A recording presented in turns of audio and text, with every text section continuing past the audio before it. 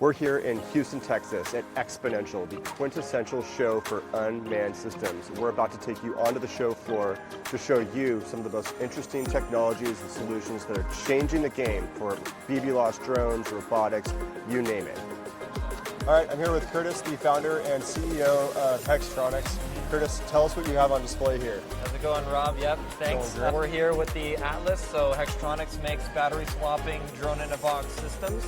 So right here we're swapping the battery of an aircraft that essentially enables it to do twice as many missions as any other dog. That's amazing. So this drone, if I have this correct, is going to be on a mission. It's going to return back to the space station when it needs to have a battery swap, and this is just going to automatically happen. I don't know if you can see this, Brandon, but this unit here just took a battery out of this drone, and it's now going to swap in a new one, which is pretty cool. So what are some exciting developments that you guys have going on this year, 2025? Yeah, so we've got some really exciting deployments for different use cases, all with some interesting capabilities in autonomy and really leveraging the power of drones and payloads to solve problems that were previously just done kind of by manual scanning. And so just like in large rail yards, inspecting train tracks, or in large oil fields or oil refineries, performing those routine inspections with aircrafts like this that just have to capture that data and then can help fill in those reports automatically. And then also even bigger than that, things like drone as a first responder. So really being able to get an aircraft on the scene as quickly as possible, as well as ensure that the aircraft has as much flight time as possible, is really key to saving lives. Yeah, drone as first responder is one of the more exciting applications of drone technology that I've seen out there. What is something that maybe that I've missed, or something that you want to talk about? Yeah, well, the exciting thing about this is the Atlas is built right here in the U.S., built in Miami. We have a small little factory, 10,000 square feet, where we build these drone stations and ship them all over the world. So it might look like a big machine or something like a car, but it's just kind of a team of engineers building these and deploying them. That's incredible. So super proud of what you guys are doing. So American built, American made. That's also got to be something that's attractive to government and DoD. Is that correct? Well, yeah, and beyond that, it just ensures that the products that we come out with, we're right here ready to support them. You know, and of course, we want to build more and more and as much as we can here in the U.S. and support it. And we're navigating it now with the components to use inside of it, the suppliers that we rely on, and really ensuring that we've got a really strong supply chain based right here in the U.S. Absolutely. Well, I hope you have a good rest of your show. Definitely go and check out Hextronics. What they're doing is absolutely outstanding. Thanks for taking the time. Yeah, thank you, Rob. All right. I'm here with Kyle with Wisk. And Kyle, tell us what you have on display here. Yeah, so we're here. This is our Wisk fully autonomous passenger carrying eVTOL. We brought it here today at Houston to share with this audience. We're really excited to have it here on the show floor. Really just want to kind of talk about autonomy, how it brings safety to aviation. Our goal is to kind of bring this to market by the end of the decade, so by 2030. And we really just kind of enjoying the show, talking with everyone, and sharing that, autonomy is the future. So this is a fully autonomous aircraft, and you mentioned this is going to be in market by 2030. That is our goal, and that is what we're trying to operate to and drive to, so yeah.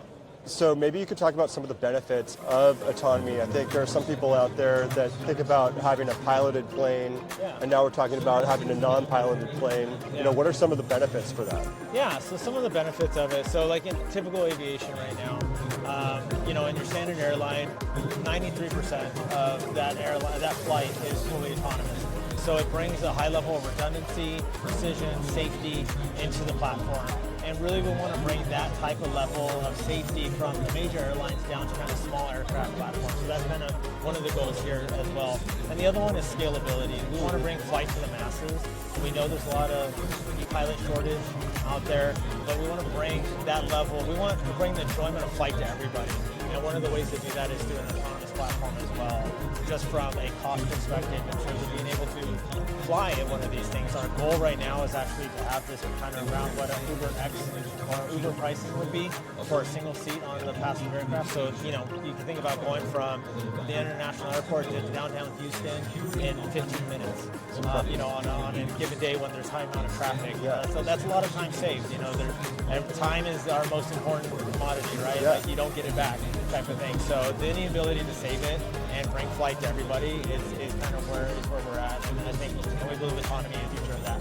So I got to ask, if it's fully autonomous, Yeah. are they flying set routes, or are they kind of going wherever the destination is of the rider, the passenger, or Yeah. how does that all work? Yeah, that's a really good question. So in the Houston area, for example, we're in the process of trying to certify potential routes in the region. So to your question, is these would actually be set routes. And the reason that's really important, not only for the eVTOL market, but for autonomous aircraft, is we're really deconflicting the airspace prior to the aircraft ever taking off. So these will be set routes that the FAA has certified ATC nodes. So basically when we set off to fly, during that air traffic, that we would have no potential conflict in air because it's a defined route already set, and the people in the airspace would know that. So very good question, but that is one of the safety measures that we'd be taking, but it would also help in terms of scalability of the aircraft as well. Incredible. And so by 2030, we're going to see these things flying around, but what do you see as some of the biggest barriers to getting to market between now and 2030? I don't know if say barriers, you know, walking around the show and kind of being around some of the smartest minds, like the technology's out there. Yeah. It's been used in very different parts, and I think what's really unique about this platform is that it's the first of its kind. So we're taking all these different technologies that exist, right? And we're putting them into one platform, which is our Gen 6 aircraft, and we're driving that through certification with the FAA. So we're, you know, working with them on new policies. There's requirements that need to be met, but it's really just taking all that and putting it in a platform and getting it certified for them. So that's really the unique opportunity that we have.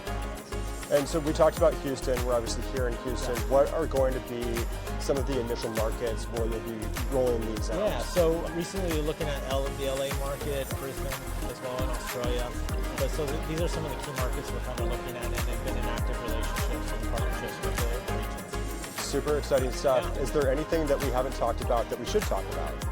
Yeah, so being fully electric, I think one of the other unique things about it as well is just the simplicity. So from like a motor simplicity, being able to, so maintenance, right? So it's not just the aircraft, right? We're building a whole almost industry in terms of jobs. So just from maintenance training to the ground center to just a general whole industry. So it's not just, hey, we're going to be flying pilots. Like we're creating a whole large industry to create job growth in transportation. So that's something that's really exciting as well. I personally can't wait to get into one of these and test it out when it's ready to go, and it's certainly going to be a lot better than taking my Uber taxi to the airport next time I'm at this conference. So I appreciate you taking the time, and I hope you have a good rest of the show. Thank you so much. All right, thanks. Thank you. All right, I'm here with Santiago with Ghost Robotics. Santiago, tell us a little bit about what you have on display here. Hello everybody. What we have here, it's a quadruped unmanned ground system. These robotic platforms enable our first responders and military to respond to different missions. It can be fitted with sensors to gather data that increase the situational awareness and allow to make informed decisions. What would you say separates the Ghost Robotics quadruped from maybe some of the other solutions on the market today? So Ghost Robotics started from the design to build this robot to operate in the real world. It will be the IP67 rating to work in extreme conditions, also the battery life over 3 hours of continuous movement, and also the open architecture to enable end users, developers to work and prototype very quickly with a robot. And where are you guys based out of? We're based on Philadelphia. Philadelphia, and you guys are doing work where else in the world? All over the world, or? Yeah, well, it is a global market for robotics. The robot is manufactured in Philadelphia, but we have partners and customers all over the world already. That's great. Well, as far as 2025 is concerned, what are some of the things that you're most excited about? All right, lately we are starting to work more in the industrial market, so we're coming with solutions for perimeter security and also inspection. Recently we also introduced new payloads like the manipulator arm that will enable to grasp small objects and to open doors, together with the security payload. It's like a hub that can integrate LiDAR, low light cameras and thermal cameras to enhance overall perception. Incredible. Is there anything that maybe we've missed that you'd like to announce or discuss? No, I think we cover pretty much anything. We're very happy to participate in this edition of the trade show. And yeah, just come by the booth and learn about robotics. And where can people find you online? Please, you can find us in our website, ghostrobotics.io. Ghostrobotics.io. Santiago, thanks so much. Hope you have a great rest of your show. When it comes to mission-critical technology, mission-critical connectivity is a must-have. At TEAL, we're making it easy to connect your solutions onto any global network over the air, and we're ensuring consistent, reliable uptime for your technology by making it easy to switch between any network at the click of a button. If you're interested in learning more, please click the link in this post. We look forward to learning more about your business and exploring how we can ensure that your solutions are always on and always available so that they can complete their mission.